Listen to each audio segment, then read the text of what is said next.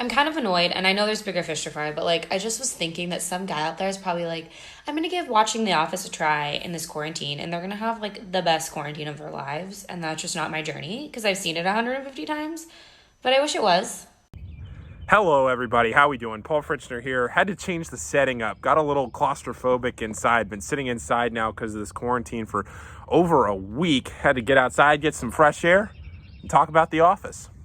Had to throw that clip in there at the beginning because it's just too funny. That's exactly what I'm doing right now. Somebody sent that clip to me and thought, perfect way to start this video off, where we discuss and recap season 1 of The Office. First thing, episode 2, Diversity Day. Absolutely hilarious. It is just everything you don't want to do if you're Michael Scott wrapped up into one episode. Every possible way that he could have fumbled the situation, he made sure he did it. Especially looking at how to handle diversity in the year 2020.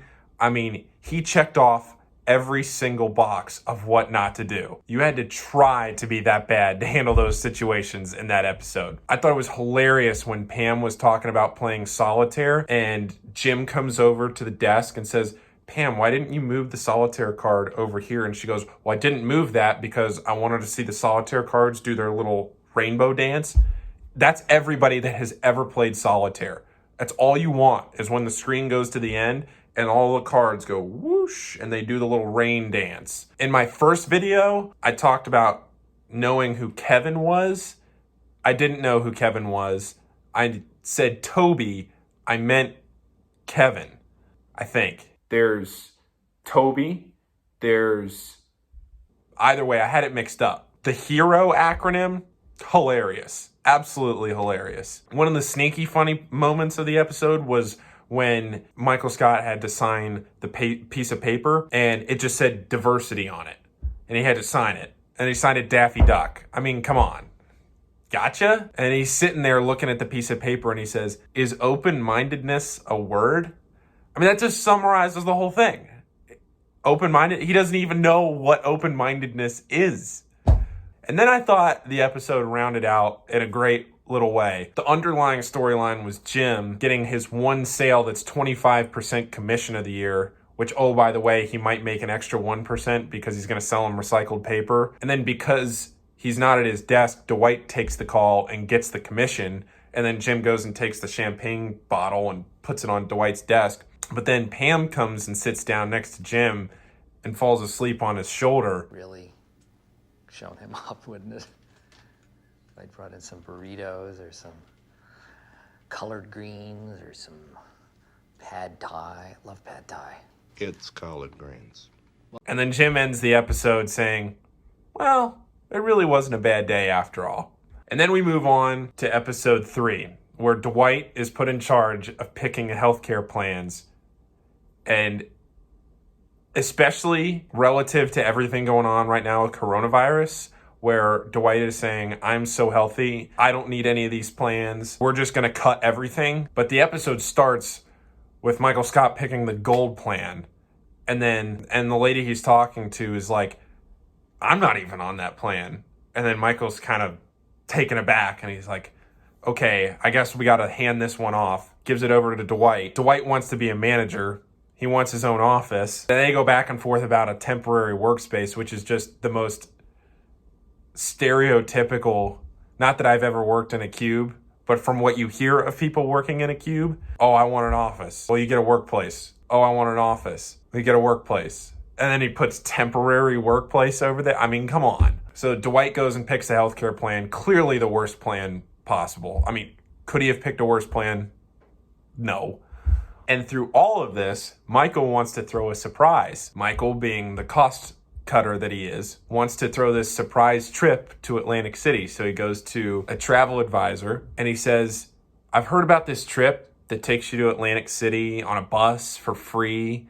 And then they put you up in a hotel for free. And the travel agent looks at him and says, I don't know where you've ever heard of that. Clearly there was nothing of the sort. And Michael was just trying to talk his way into a free trip to Atlantic City for him and the office. I was half hoping the episode would trend that way and the office would end up in Atlantic City and I could see Dwight try and play blackjack, but so be it. Maybe that'll happen down the road. And of course, through the episode, you have Jim listing fake diseases, Pam, they're going back and forth on what they should write down on their form that Dwight has them fill out anonymously. And also in this episode, we're introduced to Phyllis and Angela. Now we get into episode 4, The Alliance, which I think was maybe one of the better episodes of the first season. There was only 6 episodes anyway, but I think this was probably in my top 2 of the 6 episodes. I just thought all the storylines meshed together really well, and there were just so many funny individual moments that really hit. Quick recap, Jim and Dwight form an alliance. Jim knows that that's the best way to get it Dwight in this episode with pranking him. I was thinking that it might be a good idea if you and I formed an alliance.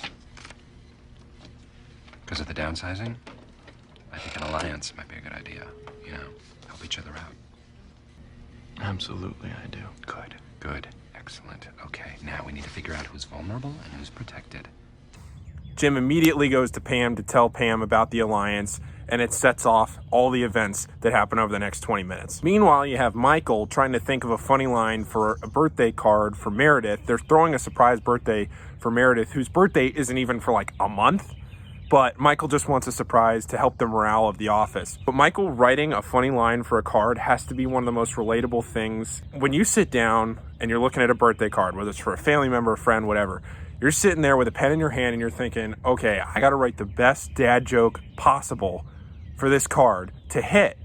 And when you deliver the card, you think to yourself, okay, did I do the job right? All this work, is it going to hit? You put the card on the table, person finally picks the card up, it's time for presents, they open the card, and you can see their eyes scanning over the lines, and you're just waiting for that laugh. And you can see Michael in the episode just waiting as Meredith reads the other lines from the card, and she reads Pam's nice little thoughtful note, and everybody goes, "Oh, thanks, Pam." And then you get to Michael's line, which just obviously falls completely flat.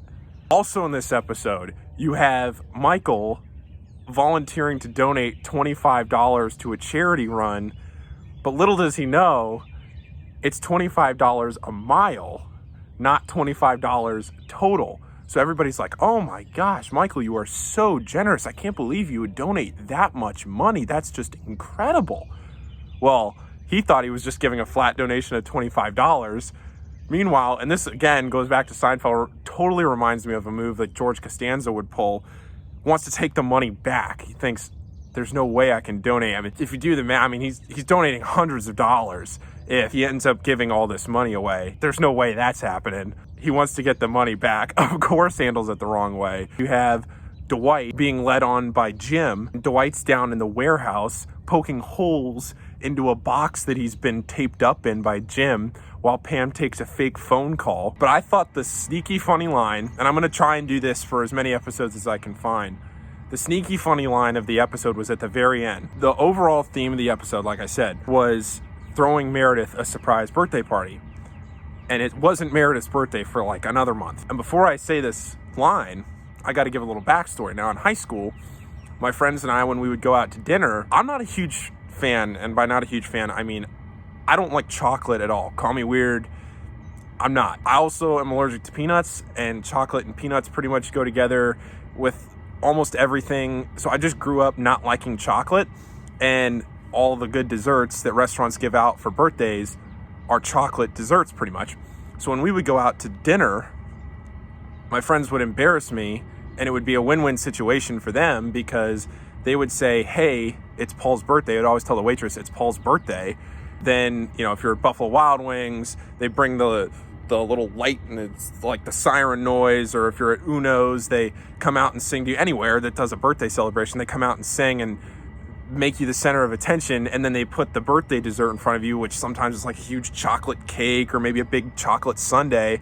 And they know I never eat it, so they get the win-win of embarrassing me and, oh, by the way, splitting the free dessert for everybody. So at the end of the episode, Ryan and Toby are standing against the back wall as they watch Meredith's very early surprise birthday celebration.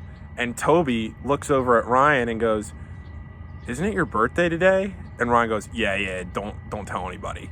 Like, just the best line of the entire episode. Just the best. And episode 5, the basketball episode. Without sports right now, it was just awesome to watch basketball going on, even though it was horrible basketball. It seemed like the only person that knew what was going on was Jim. Jim was trying hard. He was going against Roy, both competing for Pam, even though Roy and Pam are already engaged. They have been for 3 years. They're not dating, they're engaged. Michael stops the game when the office workers are ahead. Oh, do you mean I happened to stop the game when we were winning? Oh, what a bummer. Such a shame. Oh, hey. That was my dad. And then he gets coerced into giving the warehouse workers the weekend off, but the office workers have to come in on Saturday. Again, just showing absolutely no spine on Michael, just completely a worthless leader. My two biggest things that I got a kick out of in this episode was, one, Stanley's just resting fed up with the world face. Just every time anybody makes a comment at him, and it just...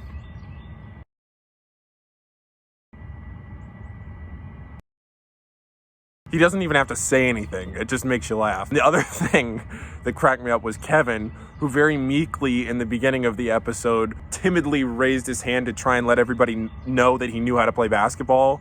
He's just getting buckets. He's just chilling at the end, getting buckets. And now we get into the final episode of season 1, episode 6, where the attractive purse saleswoman comes in. Michael starts the episode by saying, I don't want anything to do with somebody coming in and selling purses, and immediately sees how attractive she is, changes course, goes out and starts talking to her. He gives her the entire Dwight workspace from the health insurance episode to work in and sell purses. Michael thinks he's got a shot with her the whole episode. He doesn't.